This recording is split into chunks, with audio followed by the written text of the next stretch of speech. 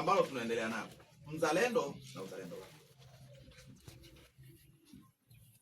Na kupitia somo hili, mpango wetu kwa ajili ya taifa letu, mpango wetu kwa ajili ya taifa letu ni kuhakikisha elimu ya uzalendo inatolewa kwa watu.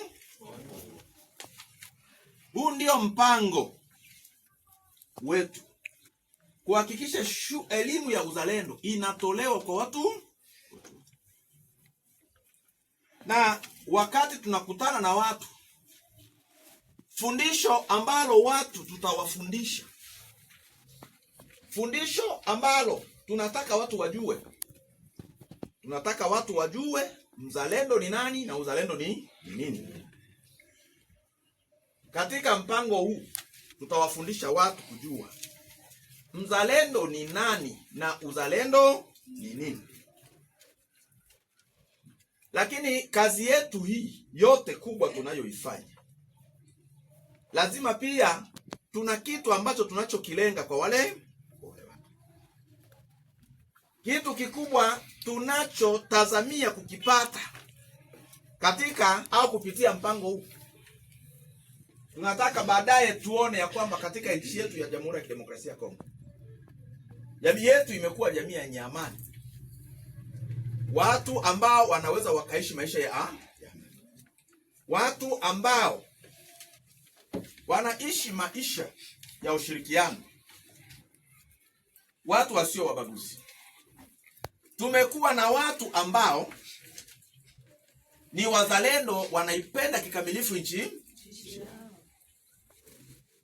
Makusudi haya ndiyo makusudi yatakayotulazimisha na yatakayo kutufanya sisi tuendelee na mpango huu.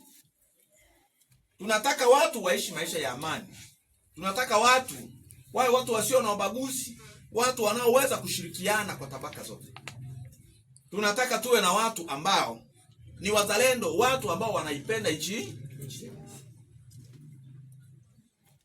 Na kwa sababu hiyo tumejiwekea ratiba. Na ratiba ambayo tunayo, ya kwanza ni kuendesha kampeni kuzunguka nchi nzima, ndani na nje ya nchi yetu, ili kukutana na raia wa Kongo kama tunavyokutana hapa.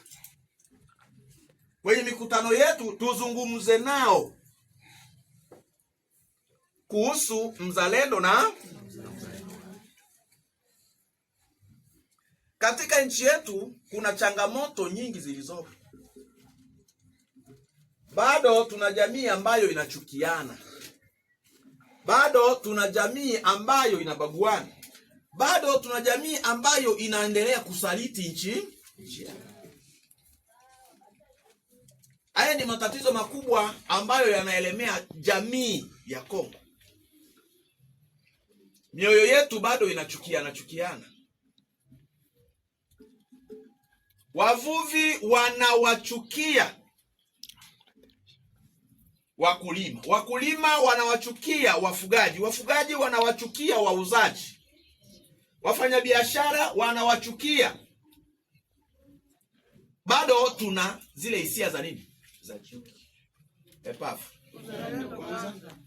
Na hivi vichukichuki ndio vitu vinasababisha mauaji ya raia wa Kongo. Wageni wanakufa na wenyeji wanakufa. Chanzo cha haya yote sio kitu kingine, ni zile chuki ambazo zinaganda kwenye mioyo yetu. Lakini tunatakiwa kujua ya kwamba watu wote, wawe wageni wawe wenyeji, wana haki ya kuishi, tena kuishi kwa amani. Epa.